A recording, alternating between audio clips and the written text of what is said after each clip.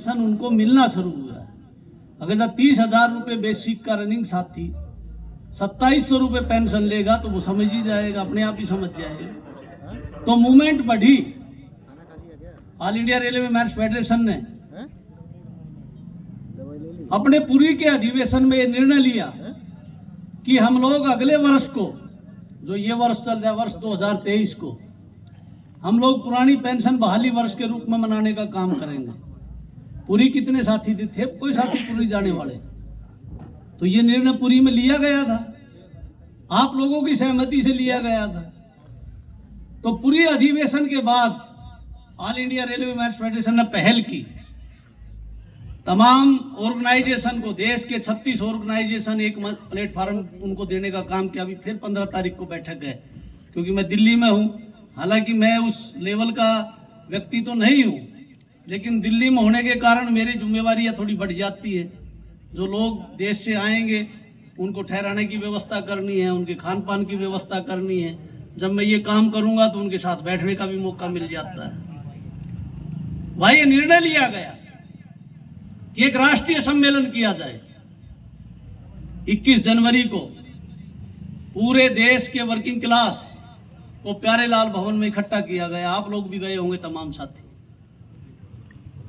और वहां निर्णय लिया गया कि हम लोग 1 फरवरी से और 20 फरवरी तक एक जन जागरण अभियान के तहत पिटीशंस पर साइन कराएंगे। माननीय राष्ट्रपति महोदया को 1,20,00,000 लोगों के सिग्नेचर कराकर, वो खाली रेलवे कर्मचारियों के नहीं थे, वो खाली स्टेट एम्प्लॉइज के ही नहीं थे, वो केवल सेंट्रल गवर्नमेंट एम्प्लॉइज के ही नहीं थे। उस पिटीशन पर आपका सब्जी वाला, आपका दूध बेचने वाला, आपसे जो प्रभावित होने वाले लोग हैं, हम लोगों ने प्रयास किया कि उन सभी लोगों की तरफ से पिटीशन माननीय राष्ट्रपति महोदया को भेजी जाए। और उसके बाद हर 21 तारीख को, क्योंकि किसी को भले मान नहीं रहे, कोई भूल ना जाए, कोई आंदोलन करना है, ब्लॉक स्तर पर, डिस्ट्रिक्ट स्तर पर, स्टेट कैपिटल्स पर, उसके बाद नेशनल कैपिटल पर। आप लोगों ने 10 अगस्त को देखा होगा, आप लोग बड़ी संख्या में जाखल के साथी वहां पर गए थे। लाखों लाख सरकारी मुलाजिम वहां पर बगैर सुविधा दिए हुए। एक बार मेरा विचार आया था कि हम लोग इनको खान पान की कुछ व्यवस्था कर दे, खासतौर से रेलवे वालों के लिए। तो महामंत्री ने कहा कि आपके लिए सारे एम्प्लॉइज बराबर है और इतने ज्यादा लोगों की आप लोग व्यवस्था नहीं कर पाएंगे। तो तमाम लोग, लगभग हमने अपने जीवन काल के अंदर, हमारा लगभग 24-25 साल का ट्रेड यूनियन मूवमेंट में हम लोगों की भागीदारी का इतिहास है। इतनी बड़ी संख्या में हम लोगों ने कभी भी पब्लिक को वहां पर देखने का काम नहीं किया। हम लोगों ने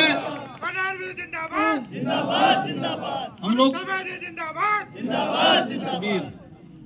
लोगों ने अन्ना मूवमेंट को भी बड़ी नजदीक से देखा, और हम लोग 4-5 दफा अन्ना मूवमेंट में गए भी, लेकिन इतनी बड़ी संख्या कभी नहीं देखी।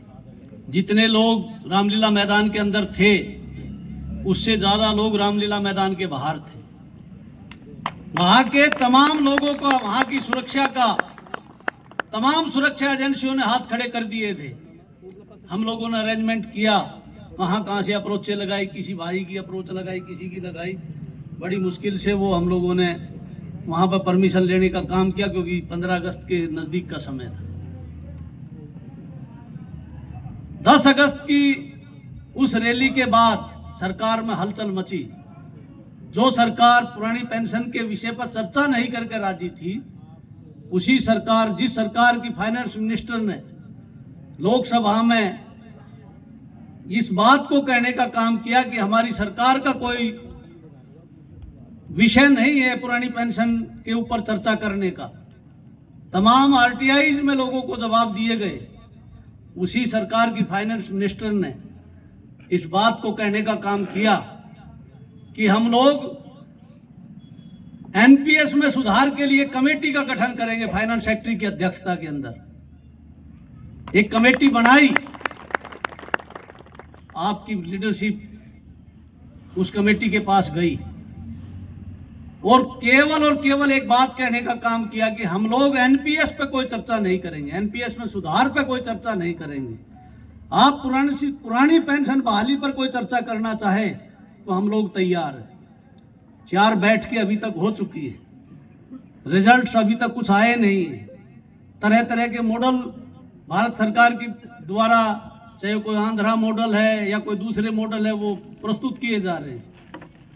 लेकिन अभी joint forum for restoration of old pension scheme अभी 15 दिसंबर को मिल रही है, फिर दोबारा से दिल्ली के अंदर।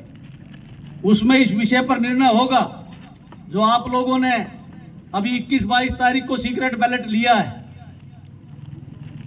कि नहीं लिया? आप लोगों ने मत डाला है कि नहीं डाला है? कितने साथियों ने मत नहीं डाला? जरा मत नहीं डालने वाले साथी हाथ खड़ा करेंगे।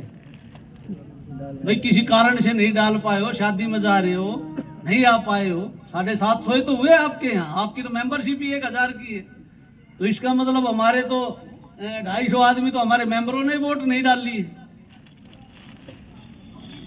734 या 744 साथियों ने।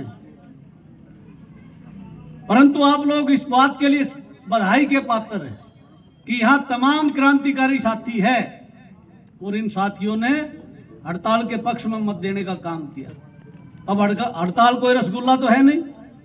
इंडस्ट्रियल डिस्प्यूट एक्ट में प्रोविजन है, जो इंडियन रेलवे है, जो सिविलियन मिलिट्री के साथी है, COD 505 MES वगैरह में, वहां हड़ताल पर जाने से पहले लोगों का मत जानना पड़ेगा, कर्मचारी का मत जानना पड़ेगा। आप लोगों ने मतदान किया। ऑल इंडिया रेलवे मैन, वो निर्णय खाली all India railway man federation का नहीं था। अभी दूसरा ग्रुप अभी आपके पास 29 तारीख को खाना पूर्ति करेगा, पता नहीं करेगा कि नहीं करेगा, बंद कमरे के अंदर वोट डालने। वो मेरे को उस बात पे किसी पे कोई टिप्पणी नहीं करनी है।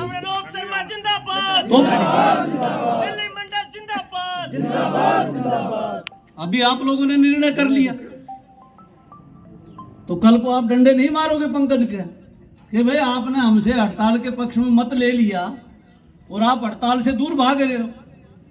अभी सरकार के साथ में इस विषय पर चर्चा है। अदरवाइज सरकार हमारी बात से मान जाएगी तो जय जय। हम कोई प्रोफेशनल स्ट्राइकर है? हमारे पिताजी कह गए थे कि भाई आपको स्ट्राइक करनी ही करनी है। अगर सरकार पुरानी पेंशन बहाल कर देती तो हम काहे के लिए स्ट्राइक पर जाएंगे?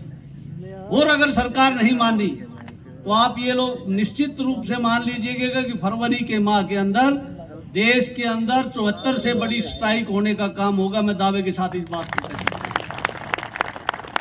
और कोई ये सोचता हो किसी साथी को कि अभी कुछ स्टेटों के अंदर बीजेपी को बहुत बड़ा मैंडेट मिल गया है। मैंडेट तो 1974 में इंदिरा गांधी के पास में पाकिस्तान को जीतने के बाद में इससे भी बड़ा था।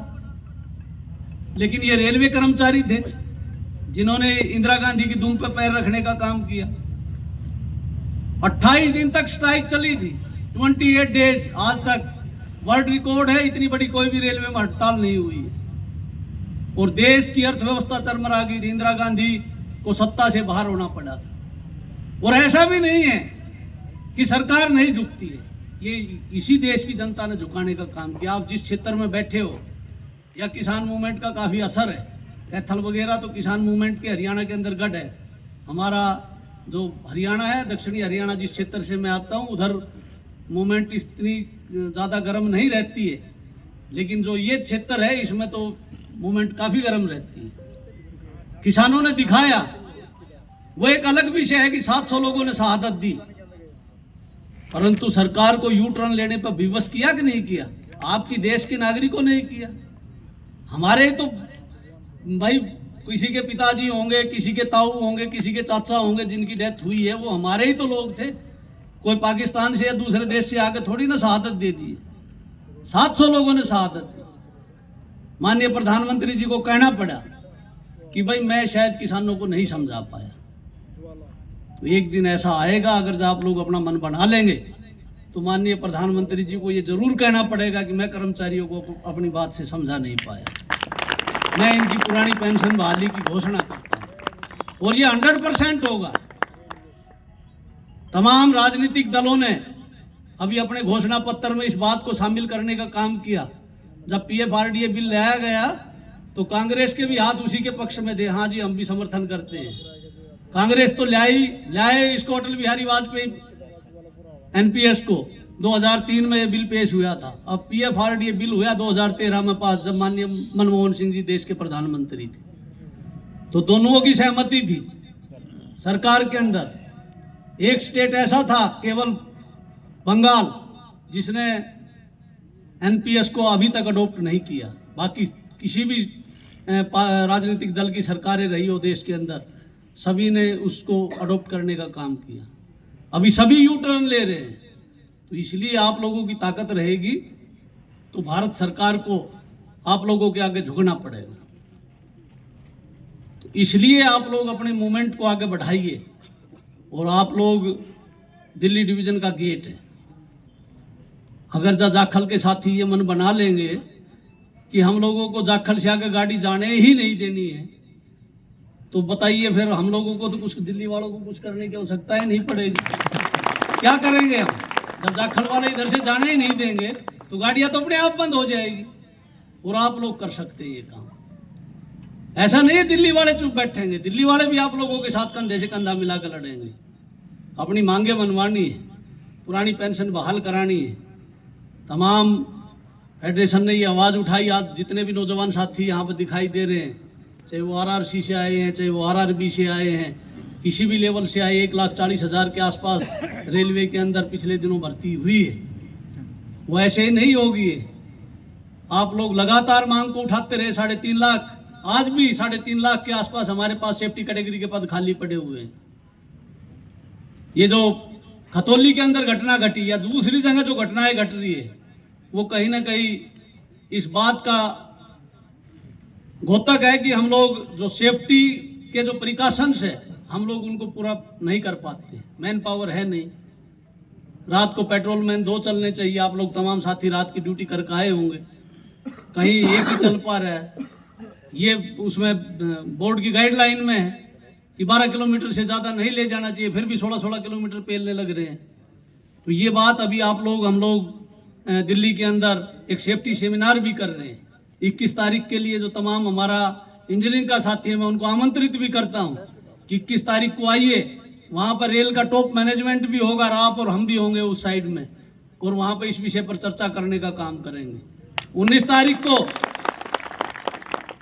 तारीख को हम रनिंग स्टाफ का सेफ्टी सेमिनार कर रहे हैं। टॉप मैनेजमेंट होगा और हमारे तमाम रनिंग के साथी होंगे। हम लोग उस पर चर्चा करने का काम करेंगे। आप लोग जो साथी बोल सकें उनको माइक देकर बुलवाने का भी काम करेंगे। जो साथी अपना कोई क्वेश्चन रेज करना चाहेगा, हम आधे 1 घंटे के लिए सेशन को ओपन करेंगे, तो वहाँ से लोगों के विचार भी सुनने का काम करेंगे। हमारे तमाम जो कैटेगरी के साथी, अलग अलग कैटेगरियों के जो साथी हैं, उनकी अपनी अपनी समस्याएं हैं। जो हमारा फॉर्म है, चाहे वो नॉन पेमेंट है, इनफॉर्मल है, PNM है, या उसके बाद में हम लोगों का JCM है, ये सारे विषयों को हम लोग एजेंडे के रूप में लेकर जाने का काम करते हैं। तमाम विषयों को साथी पंकज और उसकी टीम लगातार प्रशासन के संज्ञान में लाती रहती है। मेरे को एक दिन बड़ी खुशी हुई, मैं सीनियर DNC के पास बैठा हुआ था और भी मेरे साथी रामनिवास मीणा मेरे साथ में। तो सीनियर DNC ने यहाँ स्पीकर ऑन करके AEN से बात की। तो AEN ने कहा कि जी वो काफी हार्श है पंकज के बारे में। मैं किसी आदमी की पोस्टिंग करानी थी, उन्होंने कहा ये आ जाएंगे तो और भी नाश कर देंगे। जी मैं तो वैसे ही बकरी बना रहता हूँ। तो स्पीकर ऑन था, मेरे को बड़ी प्रसन्नता हुई दिल से। मैं कहा अगर जब मेरे ब्रांच सेक्रेटरी का इतना खौफ है तो मेरी ब्रांच सही दिशा में चल रही है। दोस्तों, ब्रांच तो ये चली है, ऐसा नहीं है।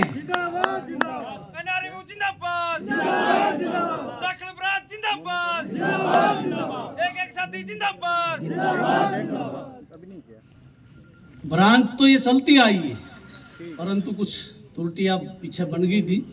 साथी 2013-14 के बैच का है, उसी दरमियान ये ट्रेड यूनियन से जुड़ गया था। तमाम दरें बिछाकर यहाँ तक आया है। ये इस बात को समझता है कि यूनियन की क्या सीमाएं हैं और किस सीमा तक यूनियन को आंदोलन करना चाहिए। हमारे साथियों की ग्रीवेंसेस को दूर कराना ये हमारी प्रायोरिटी है और इसीलिए ये ब्रांच आज नंबर 1 है। अब मैं, क्योंकि देखिए कितनी देर बुलवा लो,